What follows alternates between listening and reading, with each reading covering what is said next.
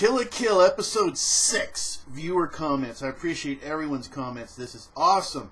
The only thing is the time on them, 18 hours, 3 days, are completely mixed all over. So it's just going to be totally random, totally random stuff here.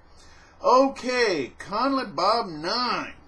Thanks for putting the pressure on me to watch Kill la Kill. I'm really digging the series, and I probably wouldn't have watched it for a long time if you hadn't made such a strong and passionate case for it. But really, I knew almost from the first minute that this series must be good. For you to even be willing to keep up with all the subtitles. You've complained about subs before, and this is how it's ridiculously fast-paced. I've never seen anything this fast-paced. I don't know what the context of that was, but I prefer subtitles over the voice dubbing. I've seen a few things that are pretty good, but most of it I really don't like. I prefer subtitles unless it's fast. I just have to pause this every once in a while. Sometimes just to see what's going on, and sometimes just to process it, and sometimes just to laugh. But I like subtitles. I prefer to listen to the Japanese voices. The voice actors are so good. So yeah, I don't know. I don't know the context that was in. Anyway, continuing on. I really like the episodes. The Senge Yama, I respected his resolve to get better. His metamorphosis was epic. And with an endless barrage of men do coat, he kicked the crap out of her. Something about this show is that it is a lot of anime. It takes almost a full arc for a villain to transform like this, or reveal this level of power that they've had. But this went on and all in one episode. Wow, it was also really cool that his own uniform overheated, because apparently his spirit burned so bright that his uniform couldn't withstand it, and that's the first time we've seen something like this. And it saved... This is... I mean, this is like a 20-minute show, and I talk to my brother-in-law about this show every week, at least an hour, maybe sometimes 2 hours all together over the week, just about this episode, this show. There's so much in there. Just like what you said, Ryuko was saved by this, right? Because she was just going to lose. She had lost, really. She was done. And if the suit wouldn't have overheated, right? One of the things that's been so fantastic about this series is they keep showing where she's at, exactly where she's at, what she can do on her own, what she can do with the suit. And now episode 6 really laid out how much further she's got to go. Yes, he's you know, one of the Elite Four.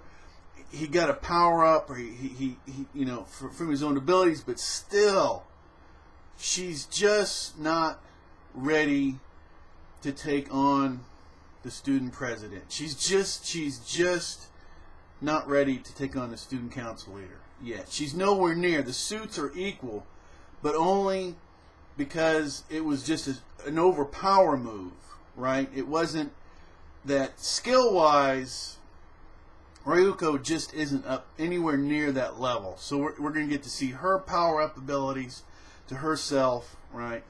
And then of course the abilities between her and the suit. It's so condensed. There's actually some of my favorite parts of these episodes. I think it was episode 4. I can't remember. It was No Late Day. And my favorite thing out of that, as much as I loved all of it, the scene where these kids are pretending that they made it, right, and having homeroom, and it's one of the saddest things. But this is just it is just a slight moment, so they can delude themselves for another day before they're kicked out of school formally and kicked out of their homes. Like, wow. I mean, that was, and this was just a tiny moment, and this series is just full of them. And even the comedy, you've got to stop. Well, you can tell. I love it. I'm not going to apologize. I absolutely love this show. It's fantastic. And the only thing that seems to be the negative is some people have an issue with the fan service. And that's it. Otherwise, this is an amazing series. That's the only thing that some people have to do with it. I mean, to be perfectly honest. I'm glad you like it, Connie Bob Knight. We'll continue on. NW Order for Life. I really okay, wait a minute. Yeah, okay. I really liked Sengemya. I know I'm not even saying this right. Sengemya. He's one of the characters that's strong pride in his abilities. When he loses the fight, his pride drove him to sacrifice his eyes to gain more power. Now it will be interesting to see how Ryuko fights him. Yes, she might discover his weakness, but he could still predict everything she does before he does it, and he has a very hacked ability. And you continue on somewhere, I'm sure. I'm sure the other thing I noticed, let's see, I think this is, like I said, this stuff's all over the place. This is even more confusing. Satsuki's Kamui doesn't talk. There's so much stuff I want to comment on. It looks like just a mindless, bloodthirsty dress. We sound insane talking about this. Completely different than Senketsu. Remember how the guy with the nudist beach in the last episode said he had to stop Ryuko's Kamui before it goes out of control? I'm guessing Satsuki's has gone out of control, and that's why it was sealed away. Okay. It's like the tailed beast from Naruto is what it seems to be. You've got somebody that has a relationship and they're able to unlock more abilities because they're working together, as opposed to the master-slave situation, right, with Satsuki and her Kamui. So I mean that's what it looks like to me. And then we'll find that these creatures are sentient beings that have these Frankenstein monster clothes. And that they, either need to be put out of their misery, or more than likely they need friendship or love, or some kind of something, to these sentient beings, so they're not these monsters, trying to these Frankenstein monsters trying to kill. So, and there was something else that I wanted to comment on too, but I'll go ahead and get back to that. And let me go ahead and let's see, more jumping around. KX Mixer X. I really liked this episode. The action was awesome. The villain was strong. The animation was great as always. But I really didn't like how Ryuko was totally outclassed by the Elite Four member. It doesn't make. And let's see if you can. And I don't see the rest of your comment. Oh, expand comment. Here we go. Wow, it's a lot more comment. That's good though. It doesn't make sense. First, she all but matches Satsuki in a duel, who is supposedly the strongest person in the entire academy. As I already mentioned, she just tried to overpower with the suit. And we've already seen what her chi ability and everything else, and her skill-wise, she's so far past Ryuko. If she would have done that, but she's evidently sitting back so she can. She's probably wanting to learn about how to use her own suit by watching Ryuko go through these challenges. That would be a justification, like for a writer or something, just to sit back and see what she can learn. And I don't think she's really that concerned about losing. Seems like a pretty cool, serious plot hole, in my opinion. And that goes back to what I said originally in the earlier video, that the show played its best hand too early with the Ryuko versus Satsuki fight.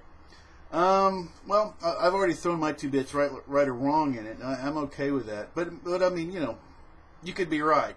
But I have to say that, in my opinion, from the 6 episodes I've seen so far, right, and I'm going to have to watch the series that they did before this, there's so much detail and everything in this. I just feel confident in the creators of this that this is going to make sense.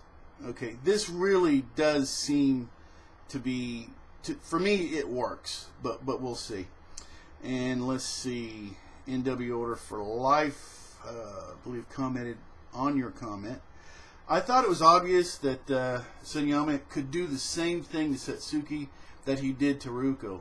He has an absolute predictive power. Seriously doubt Satsuki would have any more luck than Ryuko.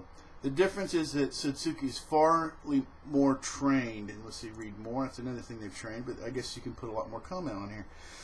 The difference is a lot more trained. Ryuko, who has just picked up a scissor, she's only got half a scissor, and decided to fight, while Ryuko would rush Senyama. Satsuki would remain calm and just react to his moves, or move with such a quick reflex that he wouldn't be able to predict them in time. This is a result of her constant training her whole childhood. Against Ryuko, though, it was a different type of fight. Satsuki simply tried to overpower her, and she couldn't because both Kumois are equal. Right, she just tried to use the suit. That's what it seemed to happen. And, I mean, we're already seeing her that she didn't even need a suit. She was beating the hell out of everybody. So that's a big difference.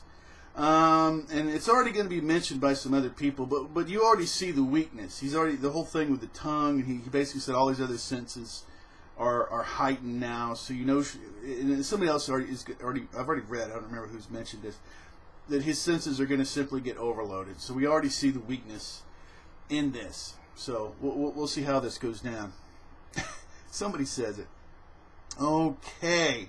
These comments are awesome. I love this series so much. It's so freaking great. Alright. And let's see. NW Order for Life. One thing I noticed, Satsuki's Kamui doesn't talk. It just looks like a mindless, bloodthirsty dress. Completely different than Senketsu.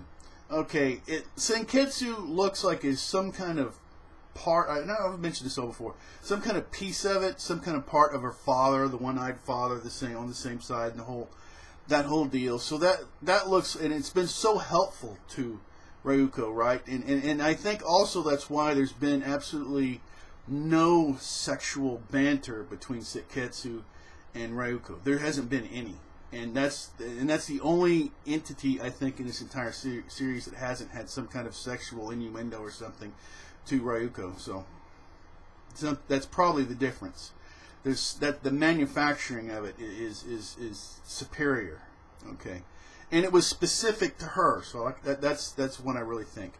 Remember how the guy at the nudist beach in the last episode said he had to stop Ryuko's Kamui before it goes out of control? I'm guessing that